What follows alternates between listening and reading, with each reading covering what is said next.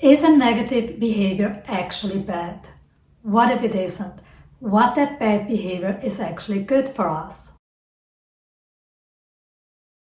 Hello and welcome back. If you liked the video, don't forget to like, subscribe and leave a comment down below. In today's video, I want to talk about the idea of what if a bad behavior isn't actually good for you. And I'm talking about behaviors that are very well categorized as not good, like drinking, smoking, doom scrolling on social media, junk food, eating way too much sugar, those kind of things. So am I going to tell you that you should keep drinking or you should keep smoking or you should keep spending your nights on social media until 3 a.m.? Absolutely not. But what I am saying is that the behavior itself, like the goal of the behavior itself, isn't bad. It's like the long-term consequences that usually are bad for you. What do I mean by that? Let's take smoking for example, which has kind of different stages as well. Like when you started smoking, then you smoked for a reason, and then you kind of smoked for a habit. So at the beginning, if you ask any person that smokes, they always tell you, I did it because of friends. So it was a social reason for them to start smoking, because they had a reason or a feeling like they belonged to or were even accepted socially. So in that context, the smoking actually fulfilled its purpose. You were part of a group, you were able to socially connect to certain people. So the goal and the outcome of smoking per se in that scenario wasn't bad. But the long-term consequences are like the health issues that you might develop because of it. If we go then to the second stage where it's like you use it for a reason, often people tell me, you know, I smoke to calm myself down. It really helps me to relax. If I'm stressed, I can just smoke a cigarette and I'm feeling better afterward. So in that moment, it wasn't bad because it helped you calm down. It's again the long-term consequences that are bad.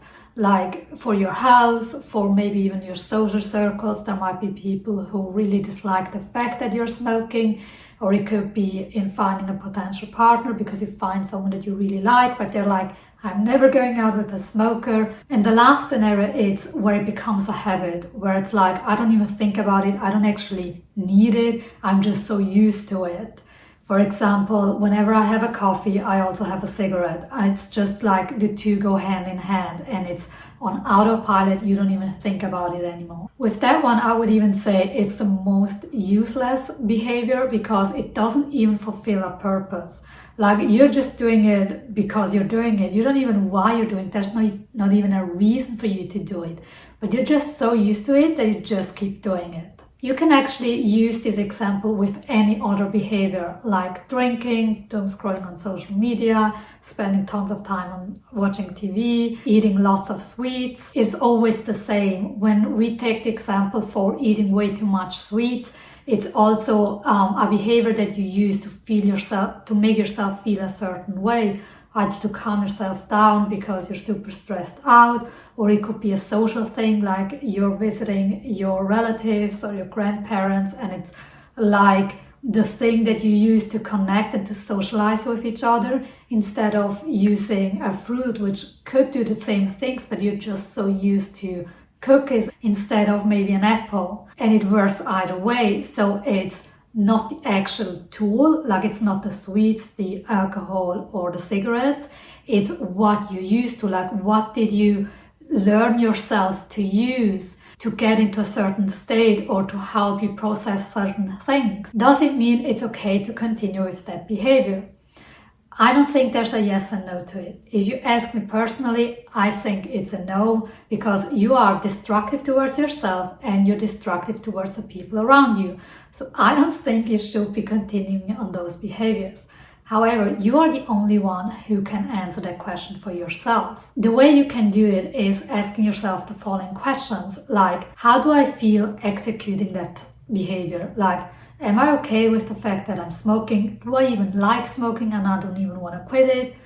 Is it that I don't care if it might have health consequences for me or not? Another question that I really like to ask myself if I'm having a behavior that I would like to change is, do I want to be the person that?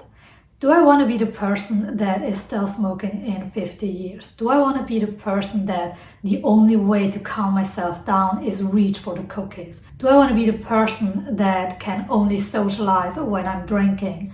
So you can exchange the behavior for the one that you want to change. Going back to the original question, is it bad or not? Again, I believe you're the only one who can answer that for yourself, and who you want to be, who you want to become, and therefore change your behavior or not. I think the answer is yes or no, because the behavior itself, you don't do it to hurt yourself, you do it to help yourself. It's a tool that you use to help yourself in a certain way, because you're trying to achieve something, you're trying to socialize, you're trying to calm yourself down, you're trying to get more energetic, whatever it is that you're trying to achieve.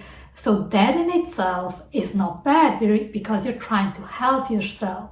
But the part about it that I would describe as bad is the how, like the tool that you're using to achieve your goal. I think there are so many other and better ways to achieve what you want. Like there are so many other ways to get energized instead of drinking lots of coffee or eating tons of sugar.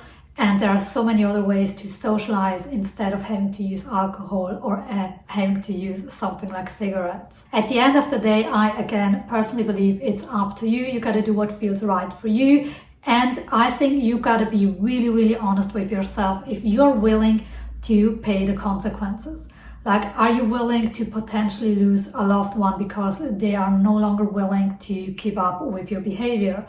Are you willing to lose your health? Are you willing to be that person who has so little self-control about themselves that always needs substances to calm themselves down? This is it for the video. I hope you enjoyed it. Again, if you did, leave a comment down below, like and subscribe. Have a great day.